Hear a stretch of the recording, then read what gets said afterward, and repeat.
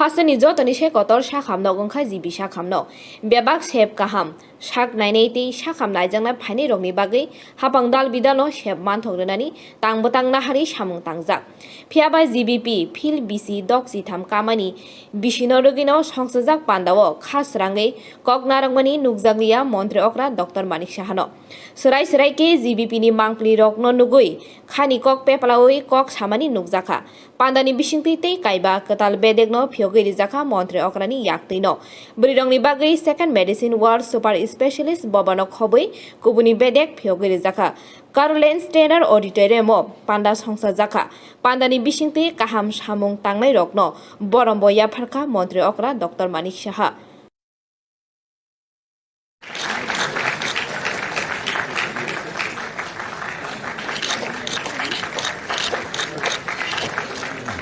Thank you, sir. Professor Dr. Sandeep Kumar Devarno.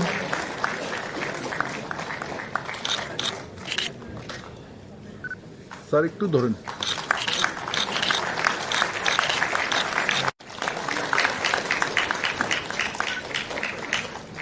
চলে যান আপনি চলে যান। Dr. Ranjit Kumar Das.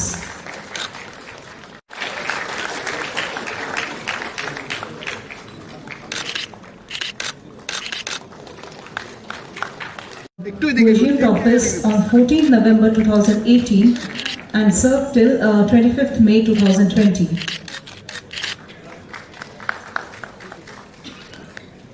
April 2021 to 10th July 2023.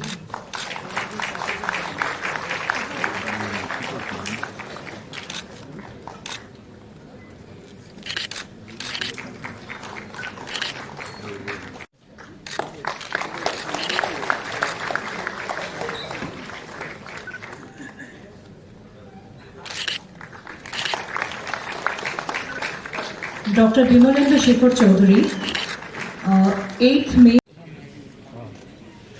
Professor Dr. Chinmay Bishwas.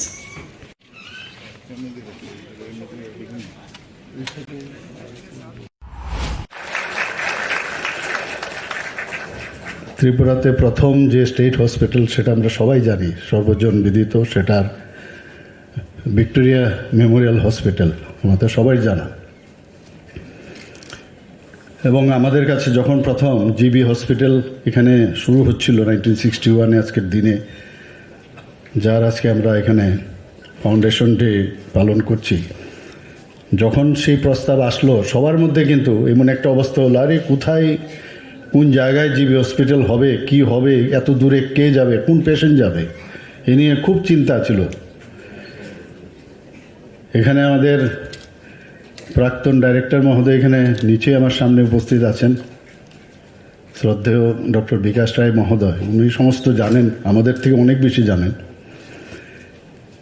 Surgery থেকে শুরু করে সব কিছুই ভিক্টোরিয়া মেমোরিয়ালে হতো এবং এখনও কাউকে যদি বলেন আপনি যে কোথায় যাবেন বলে বিএম হসপিটালে যাব পরবর্তী সময়ে আইজিএম হসপিটাল হয়েছে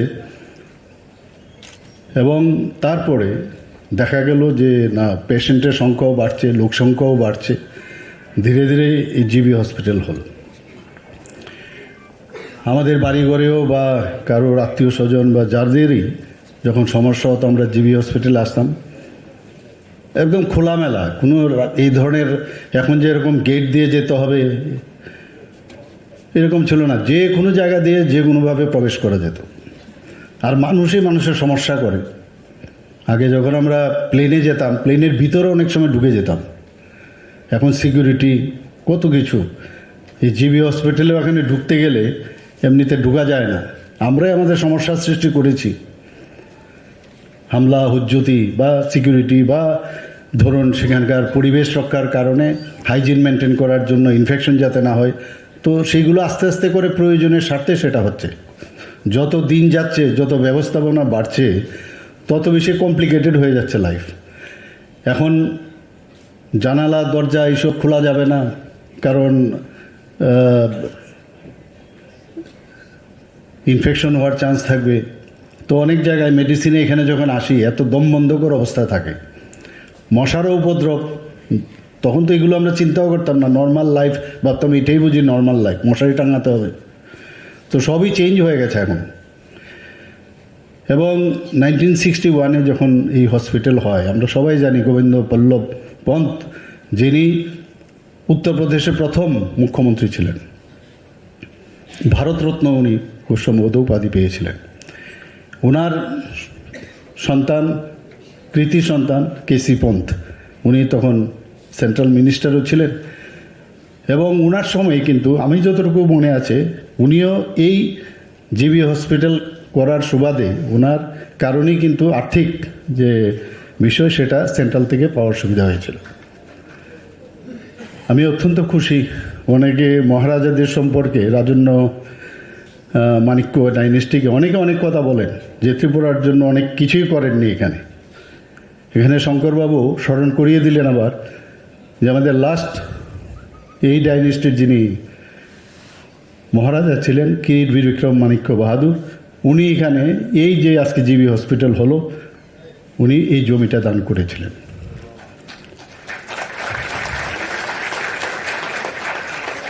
ওনার সুসন্তান মহারাজা প্রদ্যুৎ কিশোর দেববর্মন, উনিও সেদিন বলছিলেন পেছনের দিকে ওনাদের এখনও জায়গা আছে। তো এই বিষয়ে উনি আমার গোচরে এনেছেন এটাকে কি করা যায় না করা যায়। তো আমি বলেছি ঠিক আছে, আমি কথা বলবো চিফ সেক্রেটারি মহোদয়ের সাথে, অন্যান্য আধিকারিকদের সাথে, কি অবস্থায় আছে, তার স্ট্যাটাস কী, এবং হয়তোবা সেই জায়গাটাও আমাদের উনি দিয়ে দেবেন।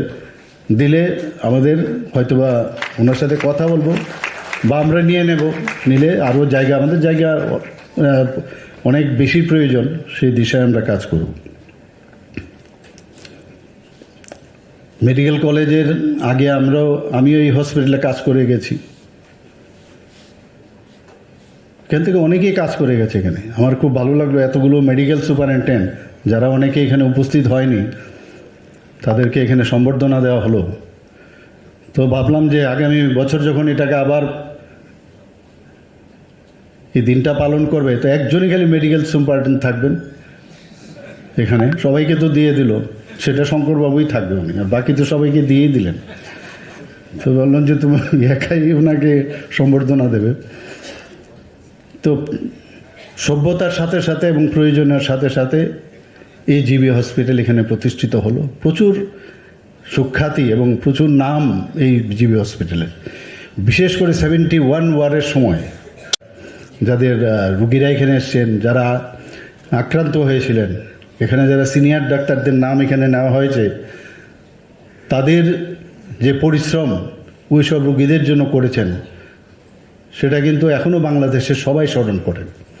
বাংলাদেশের প্রধানমন্ত্রীও এই খবরটা জানেন এবং সেই জন্য ত্রিপুরাকে আলাদা চোখে দেখেন। কিন্তু ত্রিপুরা এমনিতে তো আছেই, বাংলাদেশের যখন স্বাধীন হয় তো ত্রিপুরার দান অনস্বীকার্য, সেটা ওনারা স্বীকার করেন। কিন্তু তার মধ্যেও যে ডাক্তারদের সুবিধা হলো যে মানুষের জীবন বাঁচিয়েছেন, এবং সেটা হলো জিবি পন্ত হসপিটালের যারা তৎকালীন সময় ডাক্তার এবং এখন যারা মোটামুটি 60 থেকে 65 বছরের যারা তখন জুনিয়র মানে ইয়াং ডক্টর ছিল তারা।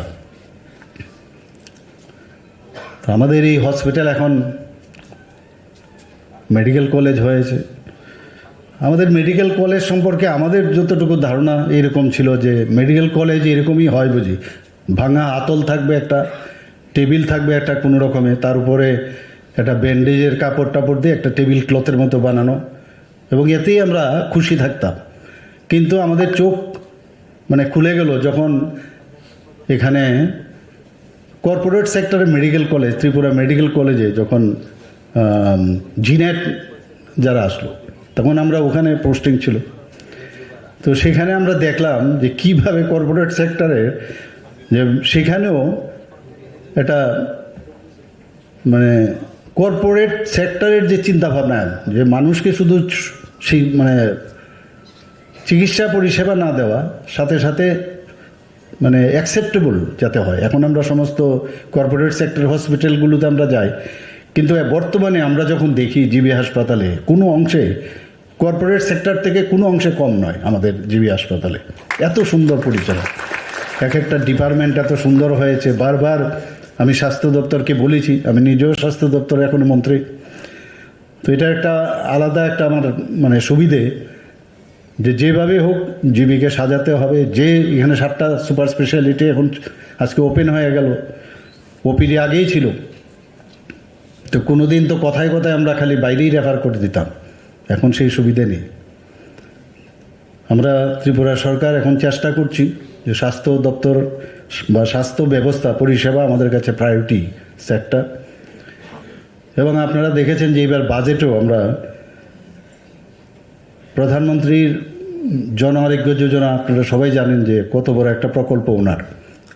শুধু ভারতবর্ষে না, পৃথিবীর মধ্যেও অনেক সময় চিন্তা করেন যে এইভাবে কি করে একটা প্রকল্প উনি হাতে নিয়েছেন। 5 লক্ষ টাকা করে প্রতিটা ফ্যামিলি জন্য প্রতি বছর যে ইন্স্যুরেন্স, এর মধ্যে আবার সবাই যারা মেম্বার আছেন তাদেরকে সে কার্ডও দেওয়ার যে প্রসেস উনি করেছেন, তাতে করে ত্রিপুরাতে আমাদের প্রায় 12 লক্ষের উপরে আমরা কার্ড বিতরণ করেছি। কিন্তু তার একটা ক্রাইটেরিয়া আছে কারা কারা পাবে, গরিব লোকদের জন্য করা হয়েছে সেটা। কিন্তু এইবার আমাদের বাজেটে আমরা দেখলাম 4.75 যারা লেফট আউট যারা আছে, এখানে যারা আছেন সবাই কিন্তু এই বিমার আওতায় চলে আসবেন। এবং সেটা আমরা রেখেছি 59 করোড় প্রতি বছর। এই বাজেট আমরা এই বছর আমরা রেখেছি, সামনের বছরও চলবে। এতে করে আমরা সবাই কিন্তু কাভারেজে আসবো। তার নাম দেওয়া হয়েছে মুখ্যমন্ত্রীর জন আরোগ্য যোজনা। আমি আধিকারিকদের বলেছি যে তাড়াতাড়ি করে তার কার্ড, তো সেই প্রধানমন্ত্রীর জন আরোগ্য যোজনার যা পদ্ধতি আছে সেইভাবে যেন তাড়াতাড়ি করে এটা। আপনারা জানেন যে IGM হাসপাতালে এর মধ্যে আমাদের ডেন্টাল কলেজ, আমরা গভর্নমেন্ট ডেন্টাল কলেজ আমরা শুরু করেছি। মাত্র 4-5 মাসের মধ্যে সেটা আমরা করতে পেরেছি। এবং মাননীয় প্রধানমন্ত্রীজি নিজে এসে সেটা উদ্বোধন করেছেন। এবং এই বছর থেকে 50 সিটের শুরু হয়ে গেছে সেখানে।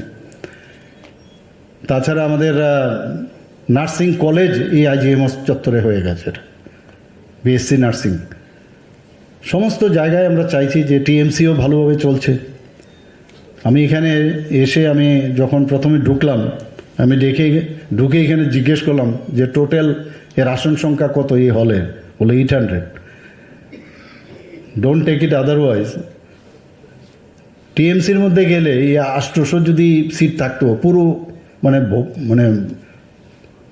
পূর্ণতার সাথে এটা দেখা যেত এখানে। আমি কিন্তু সেই তুলনা এখানে দেখি না। তো আমি আমাদের चीफ सेक्रेटरी महोदय साथे कथा बोललाम, बोले इतना पैसा हम लोग खर्चे करते हैं, उसके बाद भी क्या क्या करते रहते हैं लोग। তো আমরা তো চাই সব এখানে যারা অর্গানাইজার করেন তারা, কিন্তু প্রায়শই দেখি যে সেই মানে যে মিউজিক, সেই মিউজিকটা কিন্তু একটা মিসিং আউট এখানে। আরও মানুষ এটার মধ্যে আসা উচিত যারা এই হসপিটালের সাথে জড়িত, মেডিকেল কলেজের সাথে জড়িত। এটা ফাউন্ডেশন ডে, আমার বার্থডে অফ দিস হসপিটাল, সেই হসপিটালে আমি নিজেই আমি যদি কারোর বাড়িতে বার্থডেতে যাই আর গিয়ে দেখি এখানে 1-2 জন বসে আছে, তাহলে কীরকম লাগবে। তো আমি আশা করেছিলাম যে এখানে মানে সেইভাবে এখানে প্রথমবার করেছে, হয়তো বা ত্রুটি থাকবে, কিন্তু আগামী দিন যাতে যারা এত সমস্ত ত্রিপুরা রাজ্যের সব গেস্টরা এখানে এসছেন, তো এখানে একটু মিসিং আমার মনে হয়। কারণ আমরা শেয়ার করতে চাই আমাদের সমস্ত কিছু, আমাদের পাস্ট এবং বর্তমান সব শেয়ার করতে চাই সবার মাধ্যমে, সবাইকে নিয়ে আমরা চলতে চাই। আমাদের সরকার চাইছে আমরা কি করছি, এই হোক স্বাস্থ্য ব্যবস্থার কি। Agartala Medical College, Khumpui.